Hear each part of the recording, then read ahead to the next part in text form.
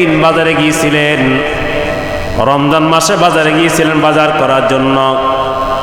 তার সন্তান রমজান মাসে দোকান থেকে একটা খাবার এনে খাইতেছে।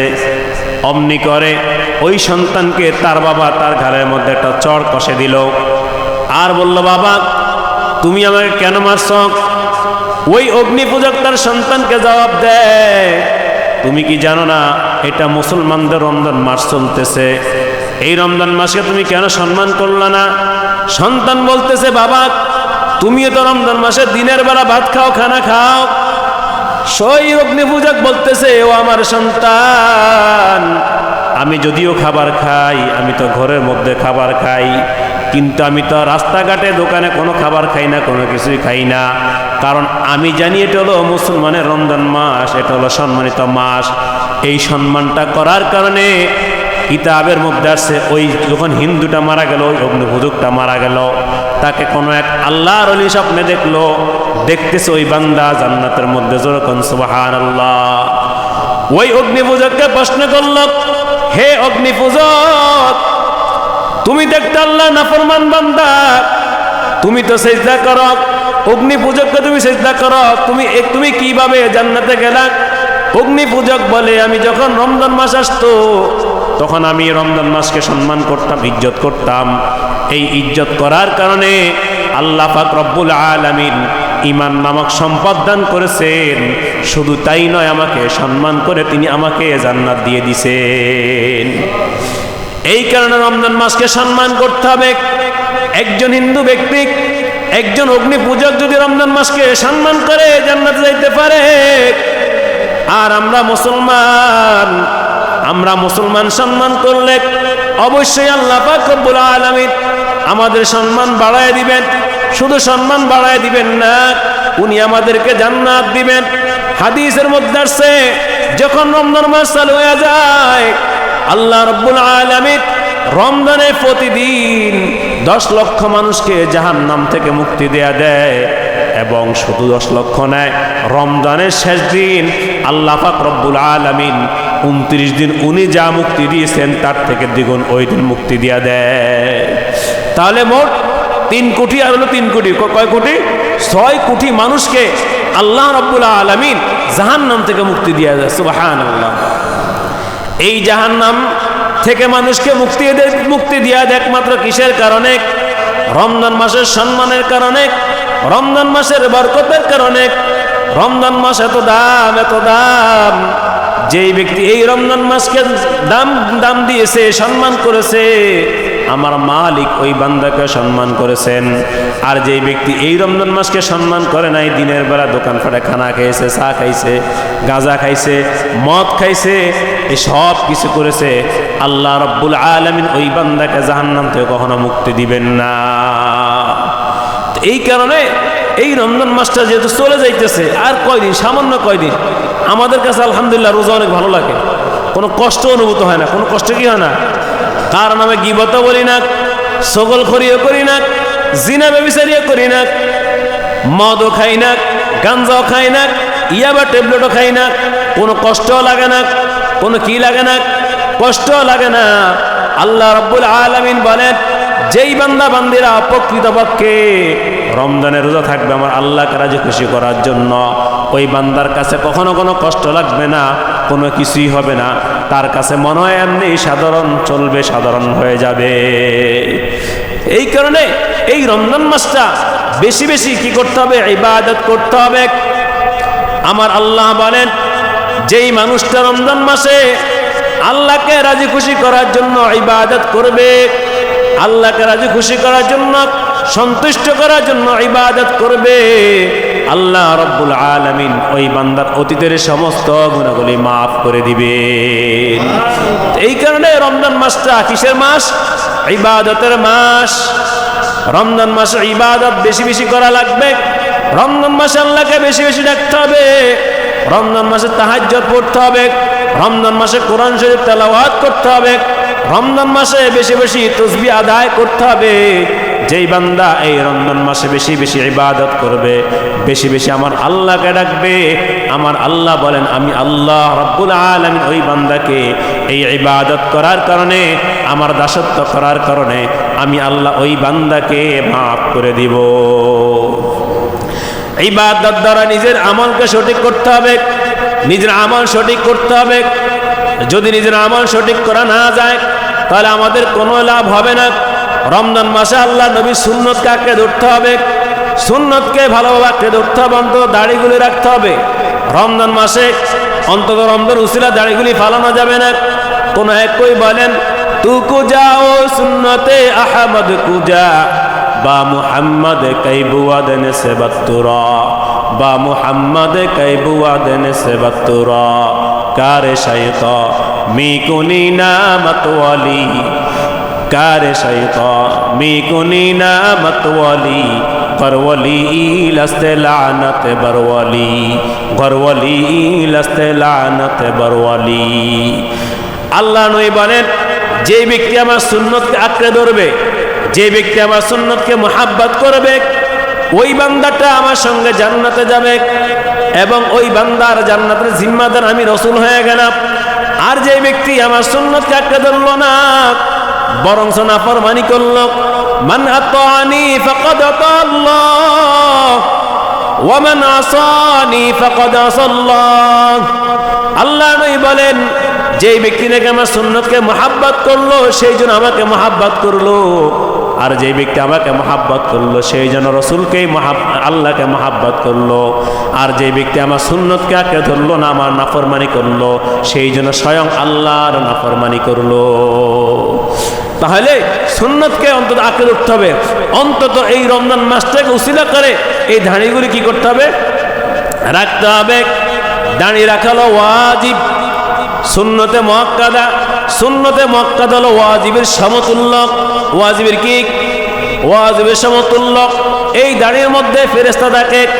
আল্লাহ রাসূল বলেন কাফেররা আমাকে সরাসরি কষ্ট দিয়েছে, আর আমার এমন কিছু উম্মত দুনিয়াতে আসবে তারা স্বয়ং আমার অন্তরে কষ্ট দিবে। বলে আল্লাহ রাসূল অন্তরে কিভাবে কষ্ট দেয়?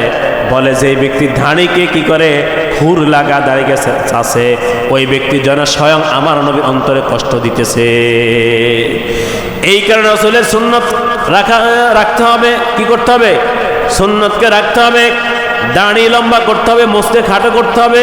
কার বাণী? আল্লাহ নবী হাদিসের বাণী। এই দাড়িতে কি থাকে? ফেরেশতা থাকে। কি থাকে? ফেরেশতা থাকে। আজকে আমরা কি করি? বিবির মহাব্বতে পড়ে দাড়িকে ফালাইয়া দেই। অথচ আল্লাহ নবী বলেন ক্বালা রাসূলুল্লাহ সাল্লাল্লাহু আলাইহি ওয়াসাল্লাম লা তাআতা লিমাখলুকিন ফি মাসিয়াতিল খালিক আও কামা ক্বালা an-নবী আলাইহিস সালাতু ওয়াস সালাম। আল্লাহর নবী বলেন যে ব্যক্তি নাকি মাখলুকের অনুসরণ করতে গিয়ে দাড়িগুলোকে ফালায়া দেয়, আমার নাফরমানি করে, আল্লাহর নাফরমানি করে, ওই ব্যক্তি তখন ওই ব্যক্তি, ওই যে ব্যক্তির অনুসরণ করে ওই ব্যক্তির অনুকরণ করা যাবে না, তার অনুসরণগুলো সঙ্গে সঙ্গে বাদ দিয়ে দিতে হবে। যে স্ত্রী বলবে তুমি দাড়িগুলা ফালায়া দাও, তা না হলে আমি তোমার কাছে থাকবো না, আপনার তৎক্ষণাৎ বলতে হবে তুমি থাকো আর না থাকো আমি রাসূলের অন্তরে কি আঘাত দিতে পারবো না। সরমনার এক মুরিদ ছিল, উনি সরমনার মাহফিলে যাওয়ার পরে হুজুরের কথা শুনে দাড়ি রাখছে, দাড়ির মহাব্বত। এখন বাসায় আসছে, আরে উনি ওনার বিবি ওনার দাড়ি দেখা মানে অতটা বেশি মায়া মহাব্বত নাই, আগলা আগলায় থাকে। তো উনি বলছে তার বউকে তুমি থাকো আর না থাকো আমার কোনো কিছু যায় আসে না, কিন্তু আমি আল্লাহর নবীর এই অন্তরে এবং দাড়িতে আমি কখনো আঘাত দিতে পারবো না। এটার নামে কি? রাসূলের উম্মত। এটার নামে কি? রাসূলের উম্মত। এই সমস্ত উম্মতদেরকে আল্লাহ রাসূল বলেন ক্বালা রাসূলুল্লাহ সাল্লাল্লাহু আলাইহি ওয়াসাল্লাম মান আহাব্বা সুন্নতি ফাকাদ আহাব্বানি ওয়া মান আহাব্বানি কানা মাই ফিল জান্নাহ আও কামা ক্বালা an-নবী আলাইহিস সালাতু ওয়াস সালাম। আল্লাহর নবী বলেন, যেই ব্যক্তি আমার সুন্নতের কখনো আঘাত করে না, আমার সুন্নতকে মুহাব্বত করলো, ওই ব্যক্তি স্বয়ং আমার সঙ্গে জান্নাতে যাবে। তো এই কারণে রাসূলের সুন্নত অন্তত এই রমজান মাসে উসিলা করে আঘাত দেওয়া যাবে না। কি বলেন? আচ্ছা, দাড়ি না রাখলে কি উপকার হয় ভাই বলেন? আপনি দাড়ি না রেখে আনন্দ পান, আমি দাড়ি রেখে কি পাই? আনন্দ পাই। আপনি টুপি মাথায় না দিয়ে আনন্দ পান, আমি টুপি মাথায় দিয়ে কি করি? আনন্দ পাই।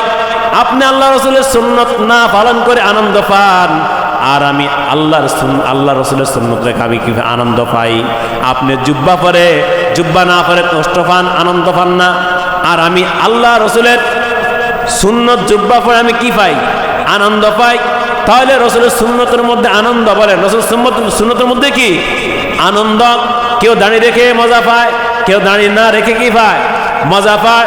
কেউ জুব্বা গায়ে দিয়ে মজা পায়, আবার কেউ জুব্বা না গায়ে দিয়ে মজা পায়। তাহলে মজা আসলে কারটা? যেই নাকি রাসূলের সুন্নতগুলো পালন করে তার মধ্যে আনন্দ, তার মধ্যে মুহাব্বত, তার মধ্যে সব। হাদিসের মধ্যে আসছে, যখন কোনো মানুষ মারা যায়, এই বান্দার যদি দাড়ি না থাকে, কি না থাকে? দাড়ি না থাকে, কবরের ফেরেশতারা যখন ঘুমটা করে, কি করে? ঘুমটা করে যখন দেখে বান্দার কোনো দাড়ি নাই, তখন আল্লাহ বলে, হে আমার ফেরেশতারা, আমার বান্দা কয় নম্বর? ফেরেশতারা বলে, আল্লাহ তোমার বান্দা হলো 2 নম্বর। কয় নম্বর? বলে, কেন 2 নম্বর? বলে, আল্লাহ তোমার এই বান্দার গালের মধ্যে দাড়ি নাই, তোমার রাসূলের মুহাব্বত নাই, বান্দা এখানে ফেল, আর কিছুই লাগবে না। কোনখানে ফেল? এখানে ফেল, আর কোনো কিছুই লাগবে না। দাড়ির কারণে আল্লাহ পাক রব্বুল আলামিন অনেক মানুষকে মাফ করে দিয়েছেন। জাস্টিস ইয়াহইয়া ইবনে আকতাম রাহমাতুল্লাহি আলাইহি, উনি কোন এক হাদিসের মধ্যে পাইছেন আল্লাহ রাসূল বলছেন, দাড়িকে লম্বা করা, মোচকে খাটো করা। দাড়িকে কি করা? লম্বা করা, মোচকে খাটো করা। এই বান্দা দাড়িগুলো রেখে দিলেন, এবং দাড়িগুলো রাখার পর তার বিবিদেরকে বললেন, তার বিবিকে বললেন, ছেলে সন্তানকে বললেন, তোমরা দাড়িগুলোকে কৃত্রিম বানাইয়া সাদা বানিয়ে তোমরা আমাকে মাটির নিচে দিবা। এই আল্লাহর বান্দা যখন মাটির নিচে গেলেন, তাকে প্রশ্ন করলেন, মার রব্বুকা মা দীনুকা মান নাবিয়ুকা। বান্দা কোনো জবাব দেয় না, কোনো আওয়াজ করে না। আল্লাহর পক্ষ থেকে একটা স্টেম আছে, একটা আইন আছে। বান্দা যখন হা হা বলবে, বান্দার জন্য জান্নাতের ব্যবস্থা, বান্দা যেন লা লা বলবে, বান্দার জন্য জাহান্নামের ব্যবস্থা। এই বান্দা কোনো কিছুই বলে নাই, হা হা বলে নাই, লা লা বলে নাই। বলে কারণ কি? আল্লাহ বলে, আমার ফেরেশতারা এই বান্দা কোনো কথা কয় না। বলে আল্লাহ কোনো কথা বলে না, কোনো শব্দ করে না, হা হা বলে না, লা লা বলে না। এবার আল্লাহ পাক রব্বুল আলামিন ফেরেশতাদেরকে বলেন, ও আমার ফেরেশতারা, তোমরা তাহলে কথা বন্ধ করে দাও, আমি একটু আমার এই বান্দার সঙ্গে কথা শেয়ার করি, বান্দা দেখি কি বলে। এবার ফেরেশতারা কথা বন্ধ করে দিলেন। আল্লাহ রাব্বুল আলামিন এই বান্দাকে বলে, হে ইয়াহইয়া, তোমার কি কারণ? তুমি যে কোনো জবাব দাও না। ইয়াহইয়া ইবনে চিৎকার দিয়ে বলে, আল্লাহ আমি আপনার হাবিবের একটা হাদিস পড়লাম, যে বান্দা দুনিয়াতে দাঁড়িয়ে রাখবে, দাঁড়িয়ে থাকবে, আপনি অবশ্যই বান্দাকে মাফ করে দিবেন। আমার তো ফাঁকনা দাঁড়ি, আপনি কেন আমাকে মাফ করবেন না? আপনার ফেরেশতা আমাকে সম্মান করে না, তাহলে রাসূল হাদিস মিথ্যা। আল্লাহ পাক রব্বুল আলামিন বলেন, হে ইয়াহইয়া, তুমি যে হাদিস পড়েছ, হাদিসটা অবশ্যই সত্য, কোনো মিথ্যা নাই। তবে তুমি যে দাঁড়িটাকে ফাঁকাইছ, এটা তো হলো কৃত্রিমভাবে ফাঁকাইছ। তুমি তো 1 নম্বর ভুড়া না, 2 নম্বর ভুড়া, তুমি তো ধোঁকাবাজ। তুমি কি বাজ? তারপরে ঠিক আছে, তুমি ধোঁকাবাজি করছো, তবে কেন করছো বলো? ইয়াহইয়া বলো, আল্লাহ আপনি আমার অন্তরে খবর জানেন, আপনি আমার গুনার খবর জানেন, আমার যেই গুনাহ জাহান্নাম ছাড়া কোনো উপায় নাই। আয় আল্লাহ, আপনি দয়া করে আমাকে মাফ করে দেন। আল্লাহ রাব্বুল আলামিন বলেন, তুমি যদি আমার হাবিবের হাদিস পড়েছো, ওই হাদিস রসিলকার আমি তোমার কাছকে কবরের মধ্যে মাফ করে দিলাম। তাহলে কি বলতেছিলাম? রাসূলের সুন্নতের অনেক দাম। অন্তত এই রমজান মাসকে উপেক্ষা করে দাড়িগুলো কি করবেন? কাটবেন না, ফালাই দিবেন? বলেন, একটু অন্তত রাখেন। কি বলেন? আর যদি পারেন যে একবার রেখে দেন। এই দাড়িগুলোর অনেক মূল্য রে ভাই। আমার গালে যদি কোনো নাপিত খুর ধরে, আমার যদি বলে হুজুর আপনাকে এই মুহূর্তে 1 কোটি দিতাম, কত কোটি? কত কোটি? 1 কোটি, তারপর সে আমার দাড়িতে কি হাত দেওয়া কি সম্ভব হবে না। জান চলে দেব, মগজ তাকে দাড়ি কাটতে দিব না। কার মহাব্বতে বলেন? কার মহাব্বতে? রসুলের মহাব্বতে। আমার রসুল ইসলামকে প্রতিষ্ঠিত করতে যায় কত মার খেয়েছেন, খাইছেন না? দান্দার মোবারক শহীদ হয়েছে না? আবু জেহেল তাকে কত নির্যাতন করছে, উকবা সাহেবা তাকে কত কটুবাক্য কথা বলছে না? তারপরেও আল্লাহ নবী কি তার ধর্মকে ছেড়ে দিছেন? জোর বলেন, ছেড়ে দিছেন। এখন আমরা দাঁড়িয়ে রাখলে আমাদের কেউ কিছু বলে? কেউ তো কিছু বলে না। আমরা কেন এটা করবো বলেন? এই কারণে রমজান মাস উসিলা করে অন্তত এই ধানিগুলো রেখে দেন। আর যে ব্যক্তি সুন্নতকে আঁকড়ে ধরে, দেখবেন একটা কালা মানুষ, তার গালে দাঁড়ি, মাথা সুন্নতকে চুল আছে, আবার মাথা টুপি আছে, গায়ে পাঞ্জাবি পায়জামা আছে, দেখবেন লোকটা কত সুন্দর দেখা যায়। একটা টাই লাগান না মানুষ, এখানে কুকুরে জিব্বা লাগান না মানুষ, অতটা ভালো দেখা যায় না। গালে নাই দাঁড়ি, মাথা নাই টুপি, এখানে কালো একটা কোট, কালো একটা প্যান্ট, অতটা বেশি কি ভালো লাগে না আমাদের কাছে। কিন্তু দেখেন একজন মানুষের মাথা টুপি, গায়ে পাঞ্জাবি এবং পাঞ্জাবি যুব যেটিও আছে, কিন্তু এই ব্যক্তিটাকে অনেক সুন্দর দেখা যায় দূর থেকে। লোকটা কালো কিন্তু লোকটাকে অনেক ভালো দেখা যায়। কিসের কারণে? আল্লাহর নবীর সুন্নতের কারণে। সুবহানাল্লাহ। কিসের কারণে বলেন? আল্লাহর নবীর সুন্নতের কারণে তাকে অনেক সুন্দর দেখা যায়। একটা সুন্দর মানুষ, দেহ হলো পুরো পরীর মতো, কিন্তু তাকে সুন্নত না থাকার কারণে তাকে মনে হয় যে সেটা কালো কুৎসিত ব্যক্তির মতো। তো এই কারণে অন্তত রসুলের সুন্নতকে আঁকড়ে ধরবেন ইনশাআল্লাহ। অন্তত এই রমজান মাস উসিলা করে। কোন উসিলা করে? রমজান মাসের উসিলা করে যে আল্লাহ আমি আর কখনো দাঁড়িয়ে আর ফালাবো না, আর কখনো কি দাঁড়িয়ে আর ফালাবো না। অনেকে এই দাঁড়িয়ে মধ্যে যুক্তি খাটায়, নামাজের মধ্যে এসে যুক্তি খাটাইবে। আচ্ছা ভাই, দুনিয়াতে এত জায়গায় নাচ গান হইতেছে, ড্যান্স হইতেছে, কোনোদিন দেখি না কোনো ব্যক্তি নাচ গানের বিরুদ্ধে যেতে, নাচ গানের বিরুদ্ধে কথা বলছে কি বলেন? কিন্তু নামাজ নিয়ে কথা বলে, ইবাদত নিয়ে কথা বলে, দাঁড়ি নিয়ে কথা বলে, জুব্বা নিয়ে কথা বলে, এগুলো নিয়ে কথা বলে। এই ব্যক্তিটা কোনো সময় দেখি নাই সুদের ব্যাপারে কথা বলতে দেখি নাই, কোনো সময় ঘুষের বিরুদ্ধে কথা বলতে দেখি নাই, কোনো সময় জুলুমের বিরুদ্ধে কথা বলতে দেখি নাই, কোনো সময় গানের বিরুদ্ধে কথা বলতে দেখি নাই, কোনো সময় গুনার বিরুদ্ধে কথা বলতে দেখি নাই। এই লোকটায় মসজিদে আসলে সে এক বড় বড় মাসালা ছাড়ে। বড় বড় কি ছাড়ে? বড় বড় মাসালা ছাড়ে। তারাবি নামাজ 20 টাকা না 8 টাকা, তারাবি নামাজ 20 টাকা না 10 টাকা। রসুল কি ধানি বাড়ি কি কোনো কড়াকড়ি সতর্ক করছে? রসুলকে ব্যাপারে কথা বলছে? মানে আপনার এই সমস্ত আপনার প্রশ্ন আসে যখন নাকি বাইরে তো গুনার কাম চলে, তখন আপনার কোনো প্রশ্ন নাই। আল্লাহ বলেন এই লোকটা হলো অরিজিনালি বাটপা। অরিজিনালি কি? বাটপা। যেই রসুলের সামনের গুনাহ পিছনের গুনাহ সব মাপ, সব কি মাপ। আচ্ছা বলুন তো, হাদিসের মধ্যে আসছে তারপরও রসুল তাহাজ্জুদ পড়তে যা, রসুলের পা মোবারক খুলে যাইতো নি? কোনো দরকার ছিল নামাজ পড়ার? বলেন কোনো দরকার ছিল? উনি তো এমনি জান্নাত, ওনার আগের গুনাহ মাপ, পিছনে গুলো কি? আর একটু জোর বলেন, রসুলের আগের গুনাহ পিছনে গুলো, তাহলে যার আগের গুনাহ পিছনে গুনাহ সব মাফ হয়ে গেছে, তাহলে ওই রসুলের কি ওনার কি কোনো নামাজ পড়া দরকার ছিল? দরকার ছিল, পড়ছে কেন? আফালা আকুনা আবদান শাকুরা। আল্লাহ রসুল বলেন যে আমি কি শুকর গুজার বান্দাদের অন্তর্ভুক্ত হব না? কোন গুজার? আর বাইরে আমরা যদি পাইতাম যে আমার জান্নাতের মানে গন্ধ আসতেছে, মানে গন্ধ আসলে ভাব থাকে, আমার মনে হয় জীবনে তারা 8 টাকা তখন 1 টাকা করতাম না, নামাজ হারিয়ে দিতাম যে আমি তো জান্নাতি, আমি তো কি জান্নাতি। তাহলে আজকে আমাদের সমাজে নামাজ নিয়ে যুক্তি দেখ, দাড়ি নিয়ে যুক্তি দেখ, জুব্বা নিয়ে যুক্তি দেয়, সব ইসলামিক নিয়ে যুক্তি দেয়, কিন্তু গুনাহ নিয়ে যুক্তি দেয় না, নাচ গান নিয়ে যুক্তি দেয় না, ড্যান্স নিয়ে যুক্তি দেয় না, যত সব ভালো নিয়ে কি দেয়? ভালো কাজ নিয়ে যুক্তি দেয়। তারাবির নামাজ 8 রাকাত, কয় রাকাত কয়? অত দোয়া করব এখানেও যুক্তি দেয়। অথচ আল্লাহ রাসূল বলছেন আর দোয়া মুখুল ইবাদা, দোয়া হলো ইবাদতের মগজ। কিসের মগজ? দোয়া হলো কিসের মগজ? ইবাদতের মগজ। এখন আমরা বলি নামাজের পরে দোয়া করা কি জায়েজ? তো নামাজের তো দোয়া। অথচ আল্লাহ বলে উদউনি আস্তাজিব লাকুম, তোমরা আমাকে ডাকো, আমাকে ডাকো। কাকে ডাকো? আমার কাছে চাও। কার কাছে চাও? আর আপনি কি বলেন নামাজের পরে দোয়া করা জায়েজ নাই, রাসূল আল্লাহর কাছে চাওয়া যাবে না। হায়রে যুক্তি আল্লাহ! মানে আপনি এত বড় বুজুর্গ হয়ে গেছেন যে আপনার কোনো কিছু দরকার নেই, এত বড় পণ্ডিত আপনি হয়ে গেছেন। আল্লাহ নবী জীবনের শুরু থেকে নিয়ে মরা পর্যন্ত কি আল্লাহ চায় নাই? জোরে বলেন চাইছে? আর আমরা কি বলি? চাওয়া যাবে না। চাওয়া কি? ফজর নাজর মানে মুনাজাত দিলে কয়টা তো না জায়েজ।